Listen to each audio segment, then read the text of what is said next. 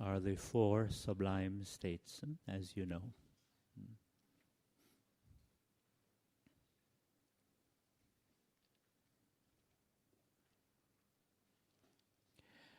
And these states are called sublime or divine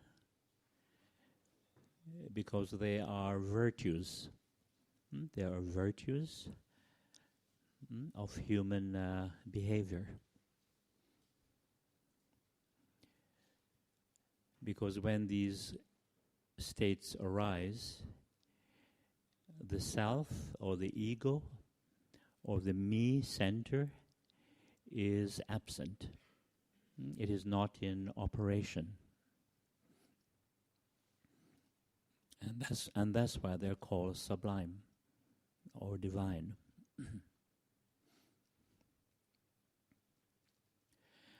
Now, human love, the way we're conditioned,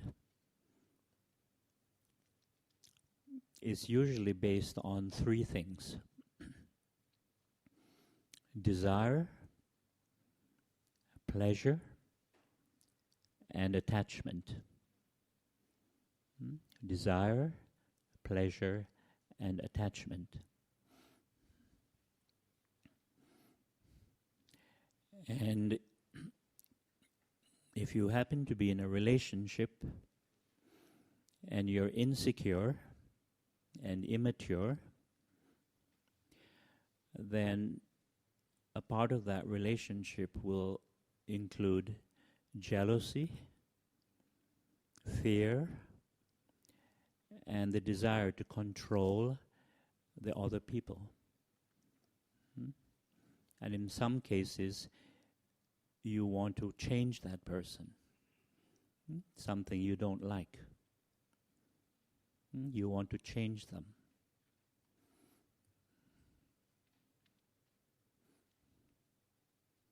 And of course, there's an aspect of violence. Because the ego is mainly concerned about itself. And the Buddha said, as long as we only know this quality of human love, we will never be free. Free of suffering, conflict, fear, insecurity, craving, frustration, and despair.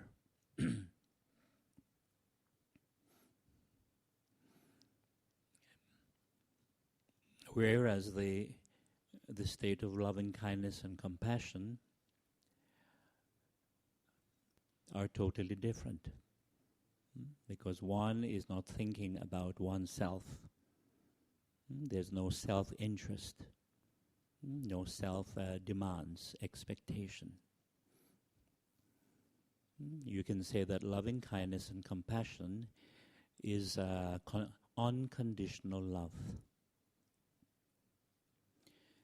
And if we are brought up in a decent family, where your parents are very loving, very affectionate, then this unconditional love comes naturally to a child. But when a child is being brought up in a dysfunctional home environment where there's abuse, either physical or mental abuse, then the child is affected naturally.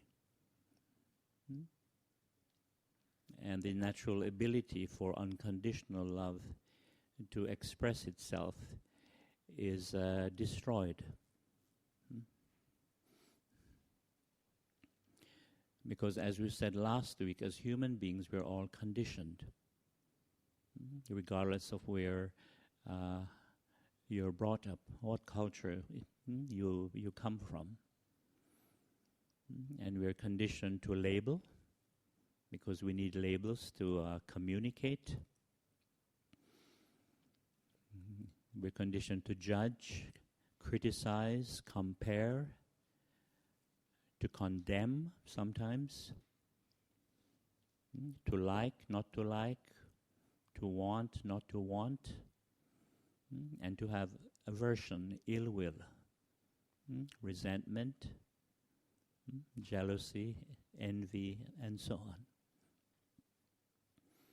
So this is what creates our mental defilements. In other words, we're conditioned with mental defilements, all of us. And as we said last week, even Siddhartha Gautama had the same conditioning of mental defilements. But as you know, he was able to purify his mind with a great deal of effort. So he could become the Buddha, the awakened one. And so he could see with clarity the nature of the human mind, the human conditioning, and our mental defilements.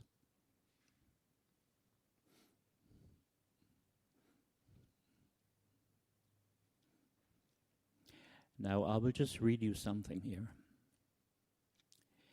Do you know what it means to love someone? Do you know what it means to love a tree, or a bird, or a pet animal, so that you take care of it, feed it, cherish it, though it may give you nothing in return, though it may not offer you shade or follow you or depend on you? Most of us don't love that way. We don't know what that means because our love is always hedged about with anxiety, expectation, jealousy, fear, desire, and attachment, which implies that we depend inwardly on another. We want to be loved. We don't just love and leave it there, but we ask something in return. And in that very asking, we become dependent. So love and freedom go together. Love here, of course, means loving kindness and compassion.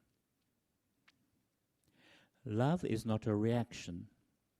If I love you because you love me, that is mere trade, a thing to be bought in the marketplace.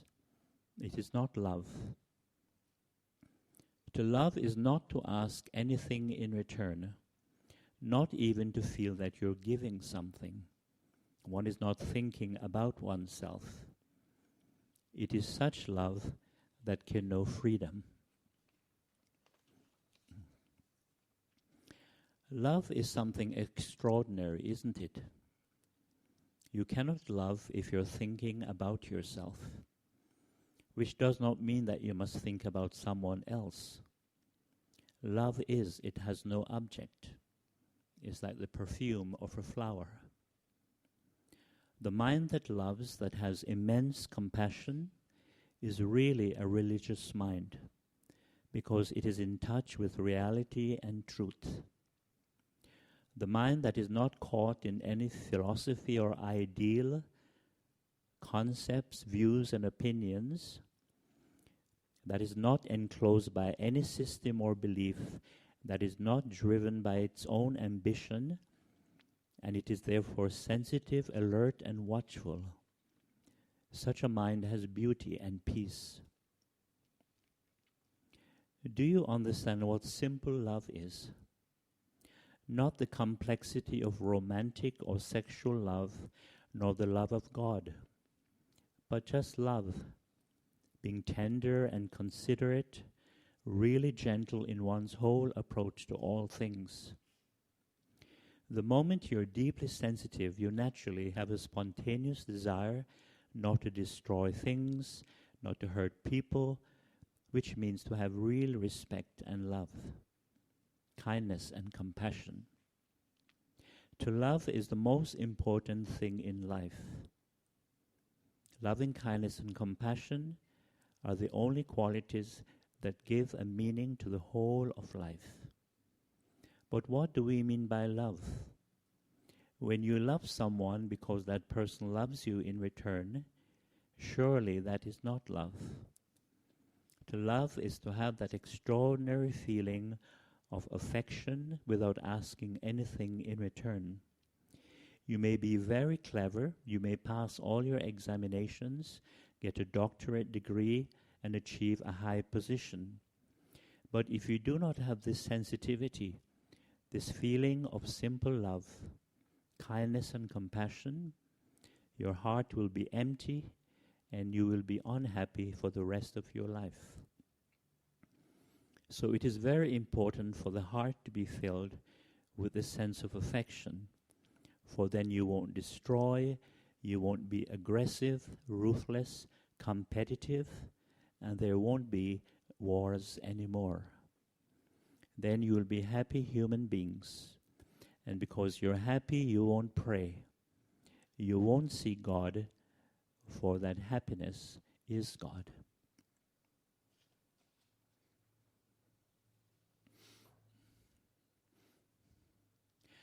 One aspect of the conditioned mind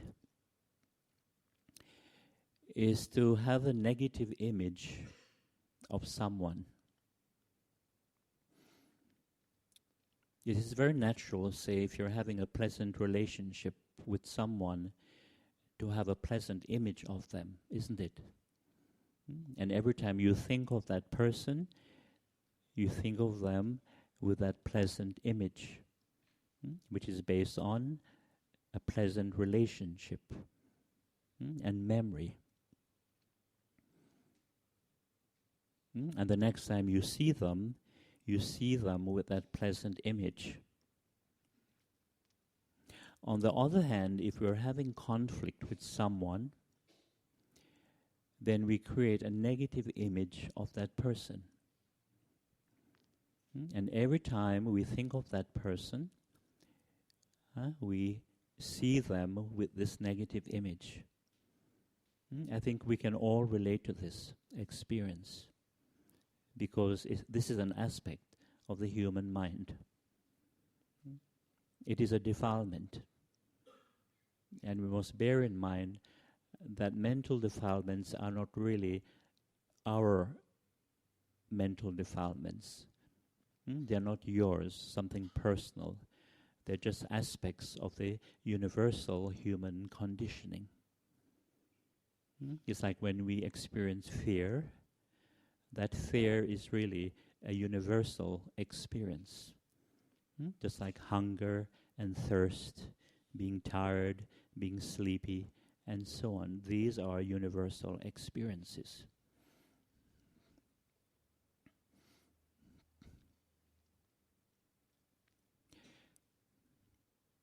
Now, what is interesting, when we have a negative image of someone, the next time we see that person, and it could be, a few days, a week, a month, even a year, even several years later, you still see them with that negative image. The mind holds on to that negative image.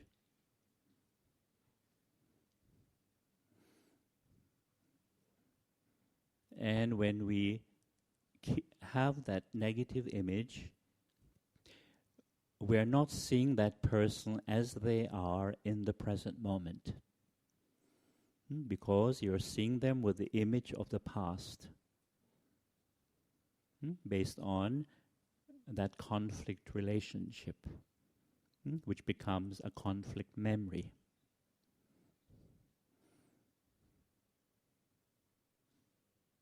As I said, we can all relate to this experience, because it is an aspect of mental defilement.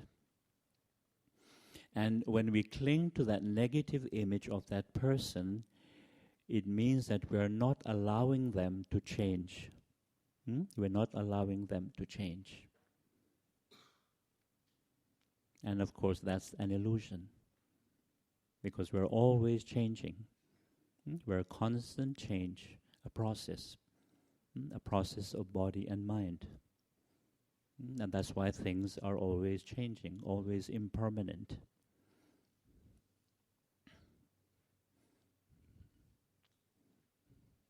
And from your own experience, even if you have, behaved unwholesomely, or you've been angry, jealous, etc., etc. And if you have some awareness, some sensitivity, you see even your mental state, your mental emotional states also change. But when we cling to that negative image of that person, we're not allowing that person to change. So as Dhamma practitioners, it's very important to take care of that negative image. And that includes having a negative image also of ourselves.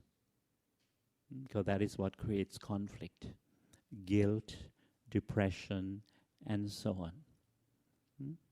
Being too judgmental, too critical of ourselves. So in order to remove that negative image that the mind is holding on to of that person, we need mindfulness, present moment mindfulness, and we need metta, metta karuna, loving kindness and compassion. And then we can let go of that negative image and meet that person in the present moment.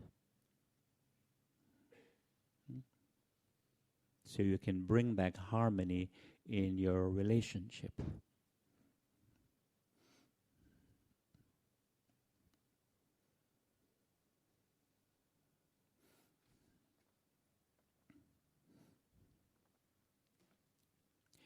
In English, the word love often refers to something that I like. For example, I like sticky rice, or I like ice cream and mango, or ice cream and durian. We really mean I like it. Liking is being attached to something such as food, which we really like or enjoy eating. We don't really love it. So metta, loving kindness, means you have compassion even for those who don't like you. It doesn't mean that you like them, but you can have compassion for them. If we can have compassion for them, meaning that we can refrain from unpleasant thoughts and vindictiveness, from any desire to hurt them or annihilate them, this is a very wholesome way of being. Even though we might not like them, we can still be kind, generous, and charitable towards them, meaning not dwelling in aversion. Sometimes there are things one doesn't like about oneself. But loving kindness means not being caught up in the thoughts we have, the attitudes, the problems, the thoughts and feelings of the mind. So it becomes an immediate practice of being very mindful. To be mindful means to have metta towards the fear in your mind, or the anger, or the jealousy, or the resentment. Metta means not creating problems around existing conditions, allowing them to fade away, to cease. For example, when fear comes in your mind, you can have metta for the fear, meaning that you don't build up aversion to it. You can just accept its presence and allow it to cease. You can also minimize the fear or the aversion by recognizing that it's the same kind of fear that everyone has. Even animals have the same fear. It is not my fear. It is not a person's. It is an impersonal fear. Just a universal aspect of the human condition. Now, one practice of metta regarding our mental states is to breathe mindfully and to smile at that mental state. Breathing in, I know there's fear in me. Breathing out, I smile. Breathing in, I know there's aversion in me. Breathing out, I smile. Because when we can smile mindfully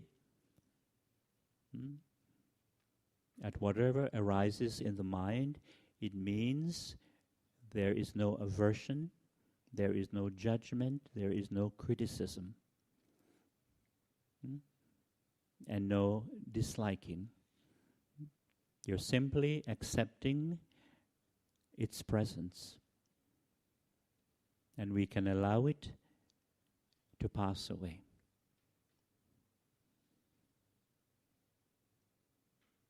Because smiling, breathing and smiling, it's a very wholesome state of mind. You can experience this yourself. When you can breathe and smile at something, it's a very wholesome state of mind. And it helps us to be positive and also to relax. Breathing in, I know there's upset in me. Breathing out, I smile. Breathing in, I know there's craving in me. Breathing out, I smile. Breathing in, I know there is frustration in me. Breathing out, I smile. Breathing in, I know there's boredom in me. Breathing out, I smile. So you can try that. Just breathing and smiling at whatever arises in the mind. This is an aspect of metta. To have metta for whatever what is one's experiencing at the moment.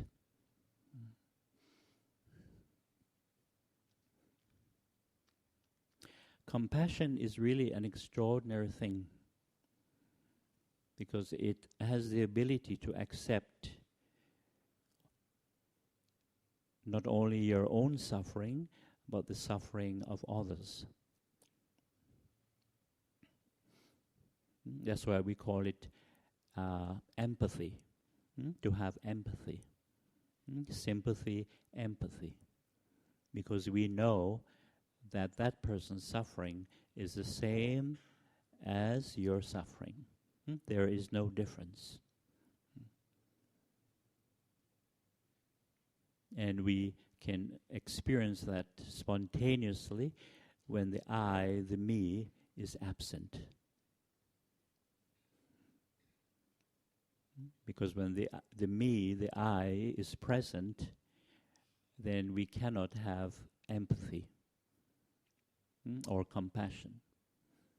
We tend to have pity. We pity that person. And pity is not compassion. It's not empathy. We're looking down at that person.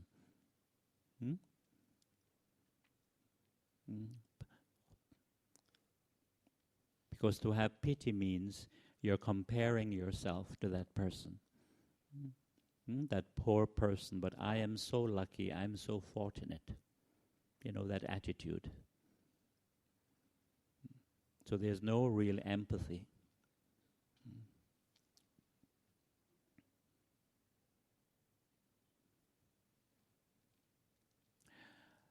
I'd like to share an experience I had in Calcutta many years ago. I happened to be in Calcutta and I was doing some volunteer work at the home of the sick and dying. That was founded by Mother Teresa. And every day the van, the ambulance would go around the city and just trying to pick up people that they found on the pavement, just lying there. Sick, dying, helpless. No family or friends to help them. And this place is not to give them full medical attention and try to save their lives. It's to give them love and that human touch, that caring, so that if they die, they can die with peace and human dignity.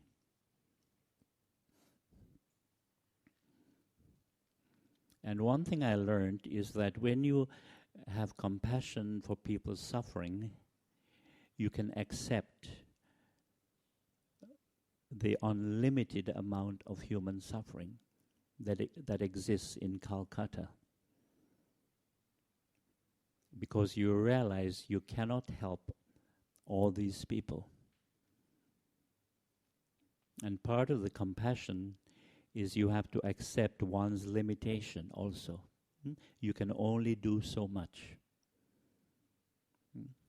Because there are just endless amount of people, hundreds and thousands of people, in need.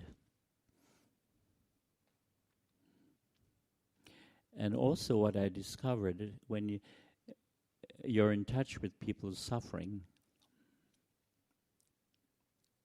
there's a natural desire for someone to die. Not that you want to kill them, but you simply want them to be free of suffering. And it's a very natural experience. Now, many people have this experience when a close friend or family member is really suffering. But because of our conditioning, then we begin to judge that natural desire. And we say, this is terrible. I shouldn't want that person to die. I'm a cruel person, I'm a murderer. And so out of that aversion, the fear, the guilt for experiencing this desire,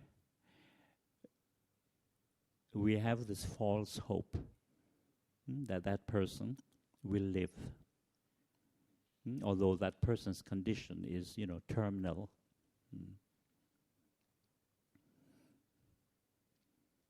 And this is why when I'm speaking with family members who, someone is close to dying, it's important to tell them that you should not cling to that person. It's important to give them permission to die. Because many family members, out of their own ignorance and emotional attachment, they don't want that person to die, and they're pleading with them not to die. And so the person who is dying, they cannot die peacefully because they feel guilty about dying and leaving them. So it's very important for the family members to tell them that it's okay to die, to let go. That we love you, we're very proud of all your achievements, and we are very grateful for all the things you have done. And it's okay to let go. Very important.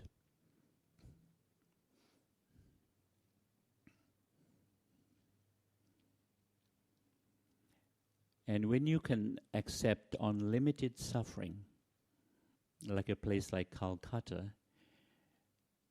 it gives you tremendous patience. And you just do what you can. But if the ego, the self, is involved, then the self will experience tremendous frustration and depression also, and despair.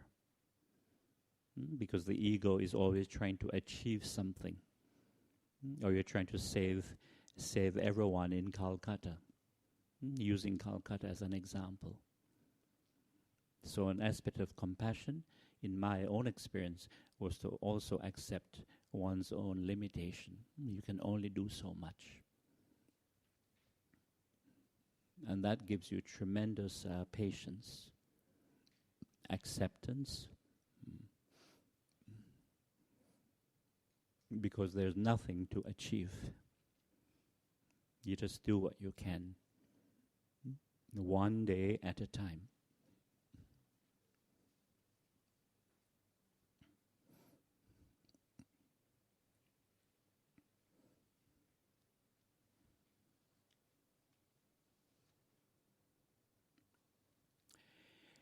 Is the human brain your brain, or is the brain of humanity? This is really a very serious, profound question. Is your brain an individual brain, or is it the brain of mankind? When you say it is my brain or it is my consciousness, is it really so? Or is it the consciousness of mankind? Inquire into it. You suffer, you're confused and uncertain, you're anxious and afraid. You worry, you're regretful, you're hurt, you're in pain. That is what you are. You're not separate from your thoughts and emotions, your mental states. You have ideas, opinions, beliefs, fears, knowledge, pride and conceit, character. And this is what you are, and this is exactly what your neighbor is. He or she is also suffering. That person also goes through agony, worry, frustration, fear, and so on. So is your consciousness separate from the rest of mankind? No, of course not. You may think you're an individual because you're male or female, dark or fair, short or tall, attractive or ugly, smart or dull, and so on. Because peripheral activity makes you think you are an individual, unique and separate. But deeply, you're the same as everyone else. You are the rest of humanity, of mankind. We all want to be happy. We want to be secure, to be loved and accepted. We all have fear and anxieties and sorrow. We are all in the same boat, so to speak. We're all living creatures on the same planet, whirling endlessly around the sun. When you realize this fact, this truth very deeply in your heart, not intellectually or superficially, you will never hurt or kill another, because you're hurting or killing yourself. Out of that understanding comes great compassion and love. We share, all humanity shares, the sunlight and the rain. That sunlight and rain are not ours or yours or mine. It is the life-giving energy which we all share.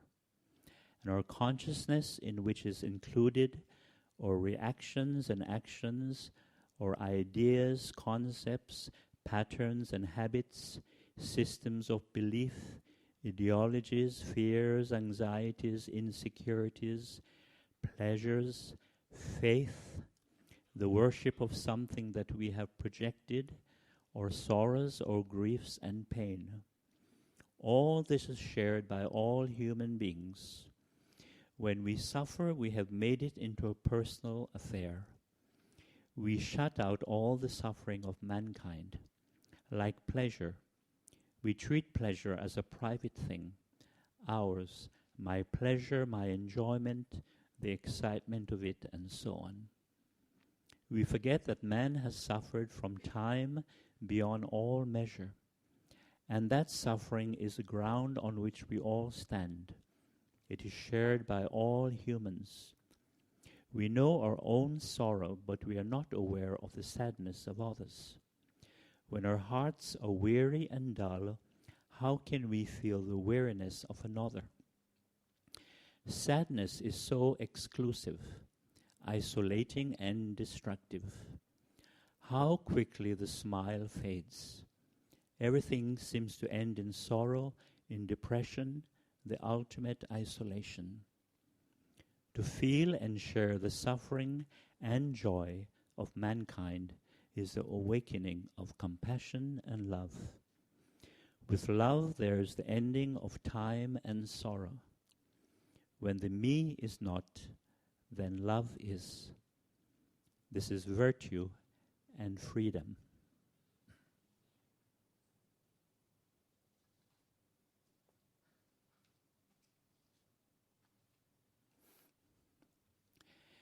Sympathetic joy, or mudita,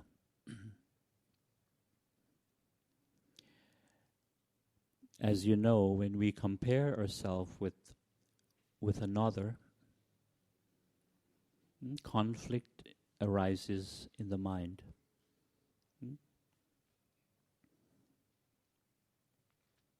And it's an aspect of becoming. You'd like to be as successful as that person. Or you'd like to be as popular or as attractive as that person. And if you're into fashion, you'd like to be as fashionable as that person. So it creates some form of becoming or craving. And with that craving, that becoming, there is the fear of not becoming, or not getting what you want. But sympathetic joy is something which is a great virtue, because there's no I, no self, and no comparison. And so there's no envy or jealousy. We can be happy for that person. We can share the fortune and happiness of others. Because when we compare ourselves, then envy, very easy for envy to arise.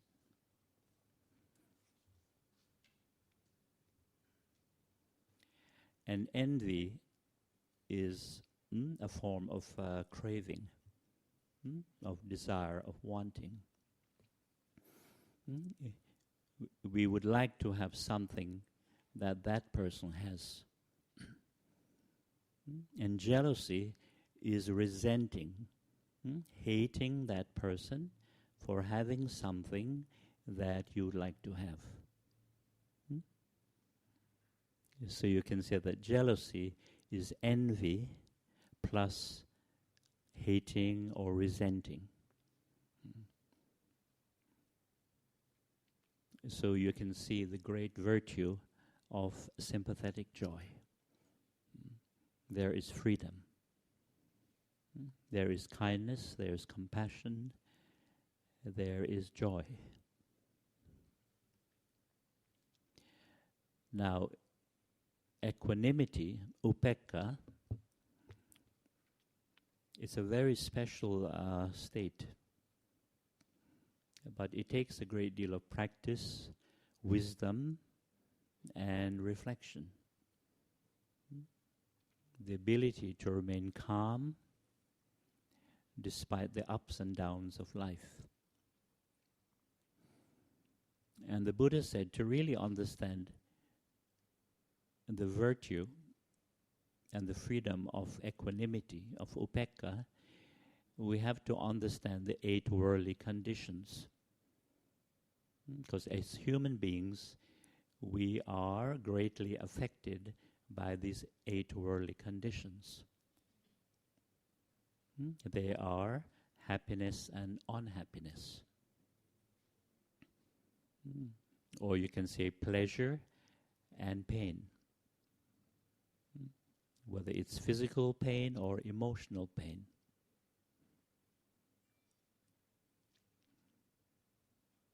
The other pair of worldly conditions is praise and blame. Praise and blame. You can see how we are affected by it. By pleasant words and unpleasant words. And that includes flattery, being flattered. And then being, insulted or criticized, right?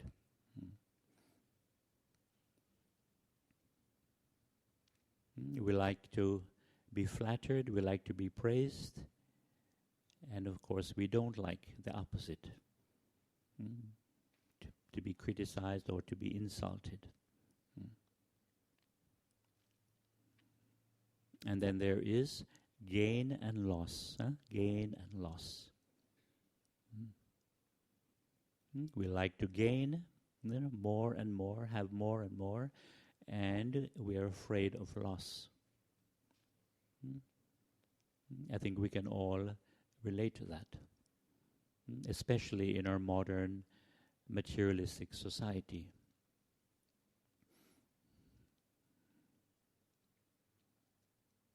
And the last two are fame and infamy, ill fame.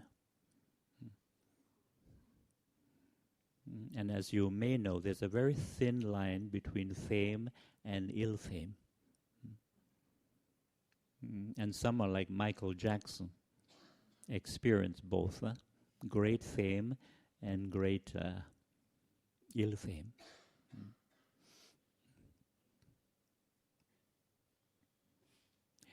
Now, the Buddha said, when we understand the truth of anatta, non-self,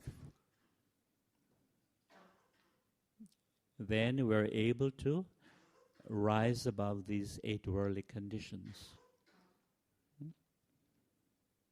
Say when there's an experience of happiness or pleasure, we know that happiness or pleasure is just a temporary mental state.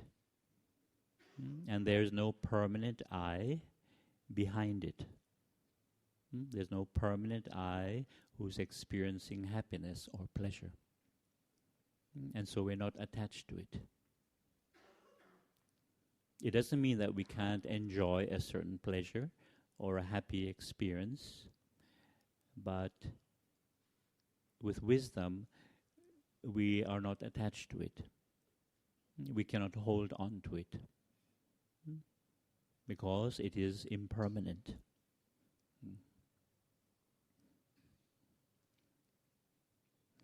What is interesting also is that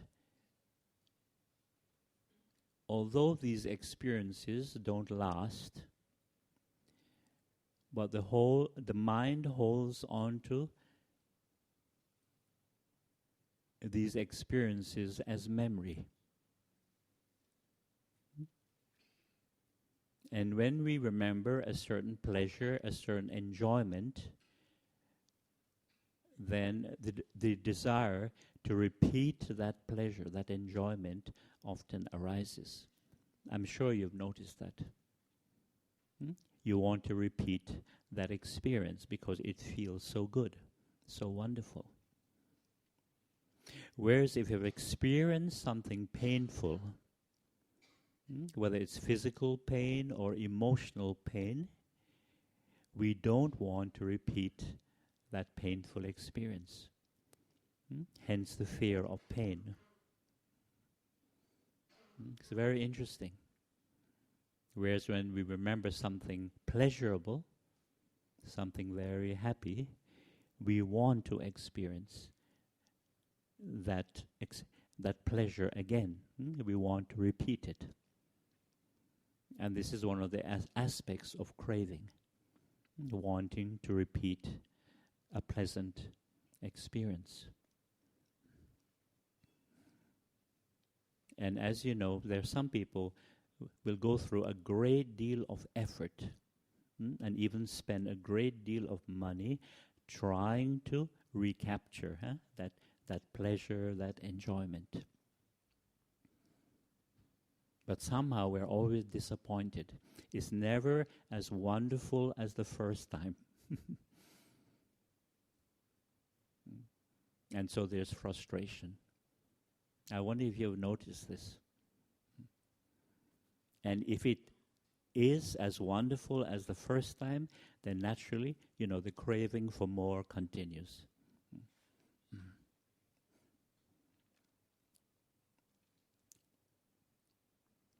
And again, praise and blame, flattery, insult, or criticism has to do with the ego, being too attached to ego, feeling, a sense of self-importance, being proud, being arrogant, being conceited. So we love praise, but we are afraid of blame. So the Buddha said, when we really understand the nature of impermanence and non-self, we are not affected by praise and blame. So if someone praises us, we can say thank you, but you're not attached to it. Likewise, if somebody blames you or criticizes you, you should say thank you. And keep calm, just smile at it.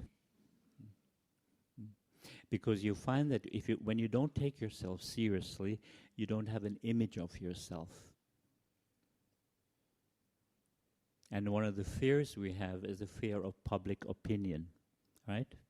You know, what people are talking about us, or what people are thinking about us. As if we can stop people from thinking or talking. So there's great freedom when we can laugh at ourselves, when we don't take ourselves so seriously. Because the problem really, as we said last week, is not the self, but is the attachment to self. Taking ourselves too seriously. Thinking that we're so important and we're at the center of the universe. So when we have that freedom of non-attachment to self, then we won't be affected by praise and blame.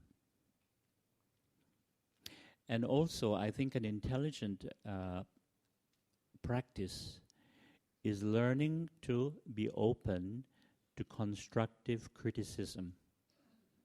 Constructive criticism. Not malicious criticism, but constructive criticism. Because then we can be open, we can be humble, and we can learn. We can learn from constructive criticism. But we have to let go of the ego pride and the fear, right? Because if we cling to ego, there is always fear. The fear is there. And you become very defensive. And of course, argumentative. You want to fight, you get angry. But it's because of fear. And of course, gain and loss we can reflect on. That things are impermanent. And there's a very wonderful saying that goes, empty-handed I came into the world, barefooted I leave it. My coming, my going, two simple happenings that got complicated in between. Empty-handed I came into the world, barefooted I leave it. My coming, my going, two simple happenings that got complicated in between. It's a very nice saying to reflect on. And another beautiful one from the Tibetan tradition is, when we're born, we cry, but the world rejoices. The world is happy. And when we die, the world cries, but we may attain the great liberation. When we're born, we cry, but the world rejoices. And when we die, the world cries, but we may attain the great liberation.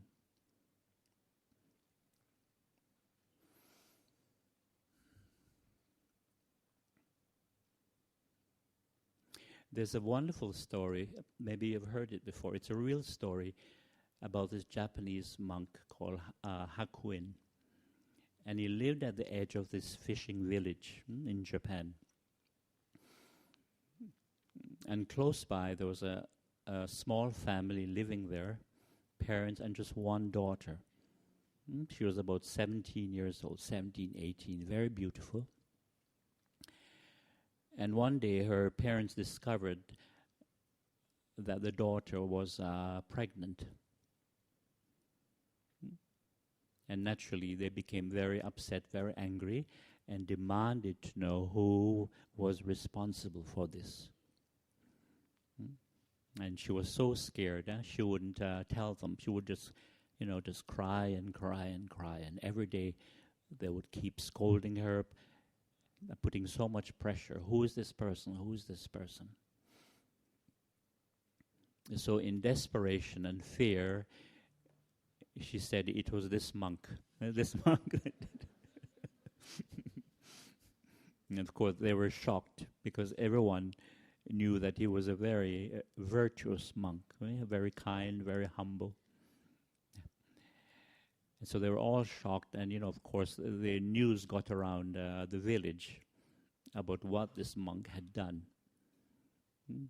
So they all got very upset, very angry, and they went to his hut, shouting, cursing. Some of them were throwing stones at him. And he was able to keep calm. And he knew also that they were so upset, so angry, so irrational, it was useless to try to defend himself. To say that it was wrong. It was false accusation. So he just kept calm, and all he said was, "Is that so?" In Japanese, it's "ah so." Ah so.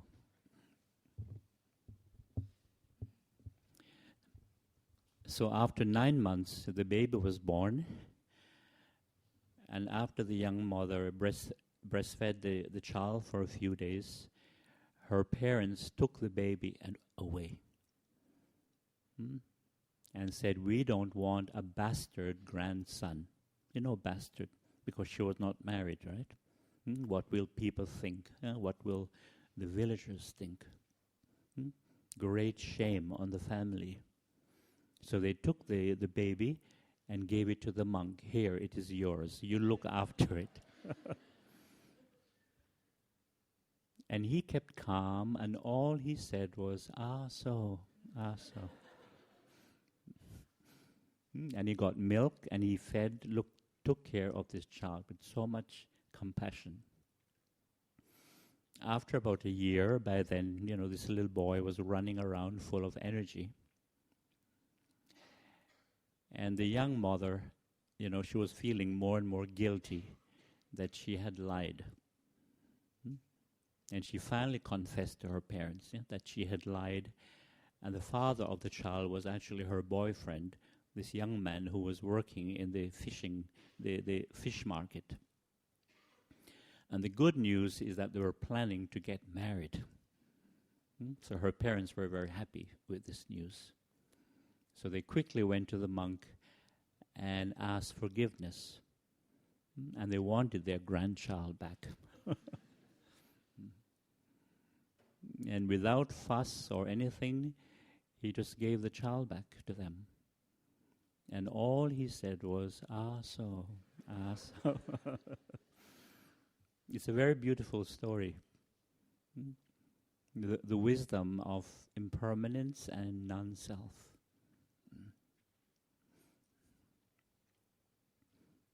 Now, are there any questions? Any questions at the moment? Okay, we will open the questions to brothers and sisters. Anybody would like to ask Bhante a question? I will pass the microphone around.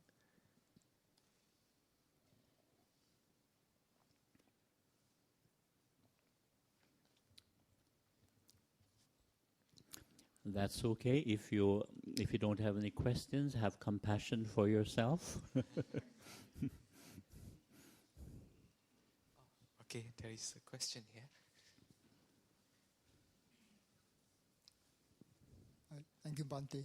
Yeah, Bhante, I've also some same feeling that maybe when we take care of somebody, we should not be expecting anything in return. So I was thinking about a situation where... Can you put the microphone? Yeah, I was thinking about a situation where I also to my own kids or also to kids that are in some, I was doing some Sunday Dharma school with other kids. So sometimes kids misbehave or not attentive and so on. We try to be, let's say, calm, patient, but at the same time we want to teach them something. So sometimes you will tell them off and say, you should be careful and some.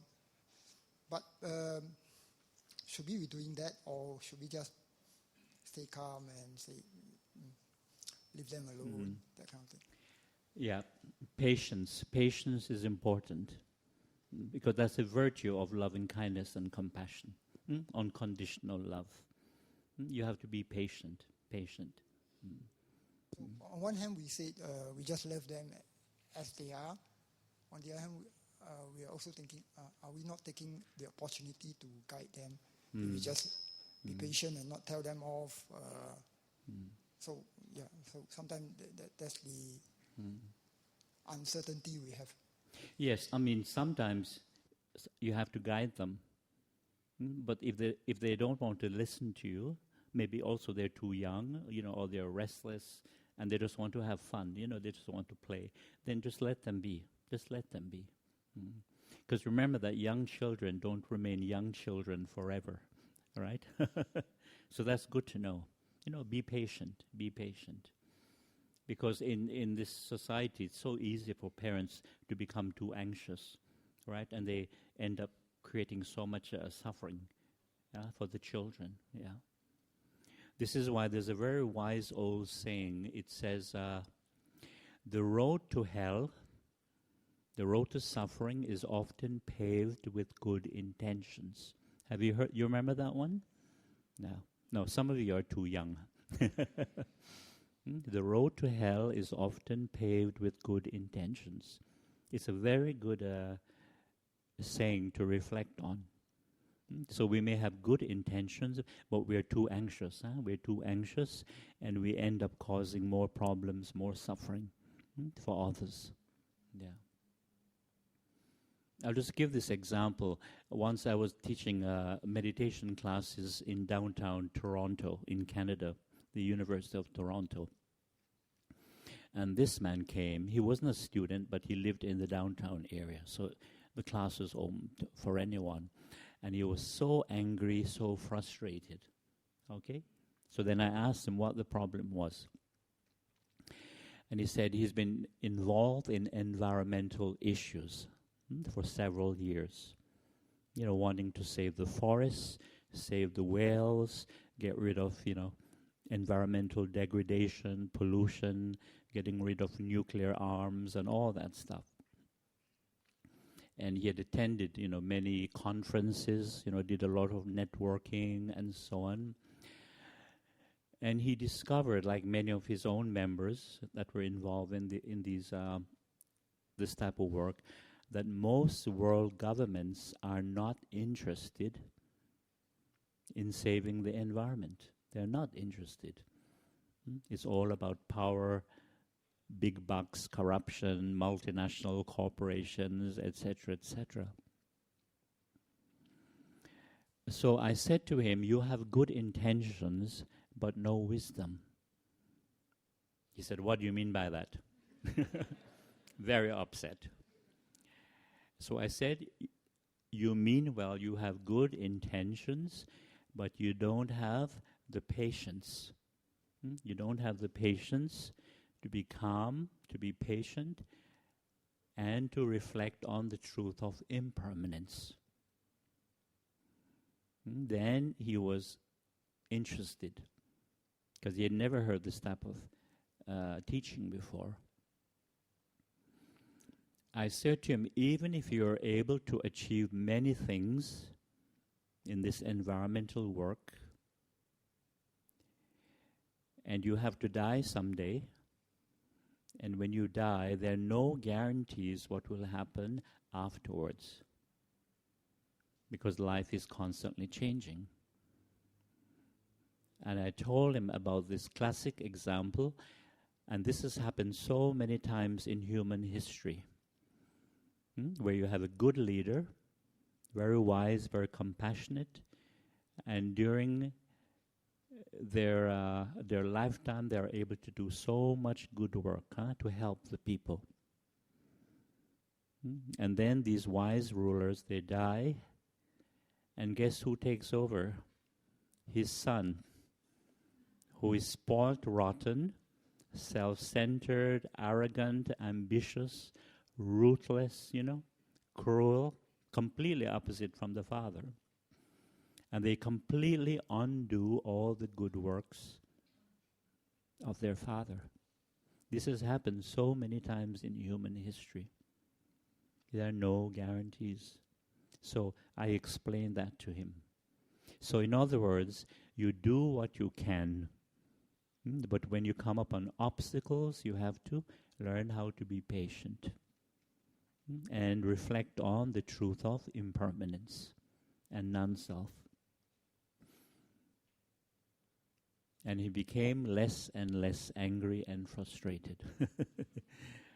Thanks to the Dhamma, thanks to practice. It's a very wise saying. So we have to take care of our anxieties. Because we do have good intentions, but no wisdom.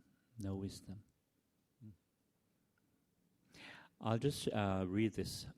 It's called Dhammavadaka. Remember always that you're just a visitor here, a traveler passing through.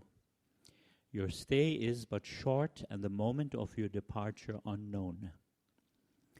None can live without toil, without work, and a craft that provides your need is a blessing indeed. But if you work without rest, fatigue and weariness will overtake you, and you will be denied the joy that comes from labor's end. Speak quietly and kindly, and be not forward with either opinions or advice. If you talk much, this will make you deaf to what others say. You should know that there are few so wise that they cannot learn from others. Be near when help is needed, but far when praise and thanks are being offered. Take small account of might, wealth, and fame, for they soon pass and are forgotten. Indeed, nurture love within you and strive to be a friend to all. Truly, compassion is the balm for many wounds. Treasure silence when you find it, and while being mindful of your duties, set time aside to be alone with yourself. Cast off pretense and self-deception, and see yourself as you really are. Despite all appearances, no one is really evil. They're simply led astray by ignorance and delusion. If you ponder this truth always, you will offer more light and understanding, rather than blame and condemnation. You, no less than all beings, have Buddha nature within. Your essential mind is pure. Therefore, when defilements cause you to stumble and fall, let not remorse or dark foreboding cast you down. Be of good cheer, and with this understanding, summon strength and walk on.